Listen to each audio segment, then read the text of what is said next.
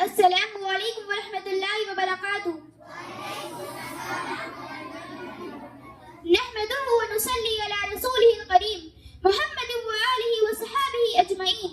قال الله تعالى: يا أيها الذين آمنوا كتب عليكم الصيام كما كتب على الذين من قبلكم لعلكم تتقون. صدق اللہ العظیم. حضرات سامعین، معزز حاضرین، روزہ اسلام کا چوتھا اہم ترین رکن ہے جو اللہ تعالیٰ نے امت محمدیہ پر فرض فرمایا ہے. روزے کو عربی میں صوم کہتے ہیں، جس کے معنی ہے عبادت کی نیت سے صبح صادق سے لے کر غروب آفتاب تک کھانے پینے، عورتوں سے مجامعت اور دوسری روزہ توڑنے والی چیزوں سے اپنے آپ کو روکے رکھنا. ہر وہ بالغ مرد و عورت جو بیمار اور مسافر نہیں، ان تمام پر روزہ رکھنا ضروری قرار دیا گیا ہے. ارشاد ربانی ہے: یا ایھا الذین آمنوا کتب علیکم الصیام کما کتب علی الذین من قبلکم لعلکم تتقون. ترجمہ: اے ایمان والو، تم پر روزہ فرض کیا گیا ہے جس طرح تم سے پہلے لوگوں پر فرض کیا گیا تھا، اس توقیع پر کہ تم روزے کی بدولت رفتہ رفتہ متقی بن جاؤ. نیز حضرت صلی اللہ علیہ وآلہ وسلم نے فرمایا: فالجنۃ الثمانیۃ ابواب منها باب یسمى الریان لا يدخله الا الصائمون. جنت میں 8 دروازے ہیں، ان میں سے ایک دروازے کا نام ریان ہے جس سے صرف روزہ دار داخل ہوں گے. ایک جگہ آپ صلی اللہ علیہ وآلہ وسلم نے فرمایا: ولا خلوف فم الصائم اطيب عند الله من ريح المسك. روزہ دار کے منہ کی بدبو اللہ کے نزدیک مشک کی خوشبو سے زیادہ پسندیدہ ہے. محترم سامعین، روزہ اصل خدا پاک کی جانب سے عظیم تحفہ ہے جو بے شمار فائدوں کا حامل ہے. جسمانی اعتبار سے روزہ جسم میں پیدا ہونے والی بہت سی بیماریوں کو دور کرتا ہے، معدے کی غلاظت کو صاف کرتا ہے، آنتوں کی خرابی کو درست کرتا ہے. روزہ موٹاپے اور کولیسٹرول کا دشمن ہے. وہیں روزہ روحانی اعتبار سے ہمیں صبر سکھاتا ہے، برداشت کی طاقت پیدا کرتا ہے، گناہوں سے بچنا اور اس سے مقابلہ کرنے کی صلاحیت بخشتا ہے.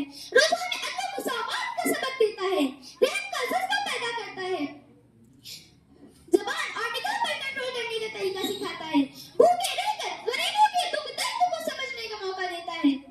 اور سب سے بڑی بات یہ کہ بھوکے پیاسے رہ کر اور نفسانی خواہشات و شہوانی لذات سے بچنے کی وجہ سے ایک کو فرشتوں جیسی عادت حاصل ہوتی ہے. خدا کی صفت کیوں نہ کھاتا ہے نہ پیتا ہے، اس کی مشابہت پیدا ہوتی ہے جو یقیناً خدا کو بہت پسند ہے. یہی وجہ ہے حضور صلی اللہ علیہ وآلہ وسلم نے اللہ تعالیٰ کا ارشاد نقل کیا ہے کہ الصوم لی وانا اجزی بہ، روزہ میرے لیے ہے اور میں ہی اس کا بدلہ ہوں. حضرات، جیسے کہ آپ نے بھی روزے کے فائدے سنے، لیکن اس کے لیے ضروری ہے کہ ہم روزے میں ہر قسم کے گناہوں سے بچیں، اپنی زبان کو جھوٹ، غیبت، گالی گلوچ سے بچائیں، ورنہ ہمارا روزہ بیکار ہو جائے گا. ایک جگہ آپ صلی اللہ علیہ وآلہ وسلم نے فرمایا: الصیام جنۃ واذا کان یوم صوم احدکم فلا یرفث ولا یصخب فان صابه احد او قاتله فلیقل انی امرؤ صائم. یعنی روزہ گناہوں سے اور جہنم سے بچنے کا ڈھال ہے. جب تم میں سے کوئی روزے سے ہو تو اپنی زبان سے بری بات نہ نکالے اور شور شرابہ نہ کرے. اگر کوئی اسے برا بھلا کہے یا جھگڑا کرے تو اسے جواب دے دے کہ میں روزے دار شخص ہوں.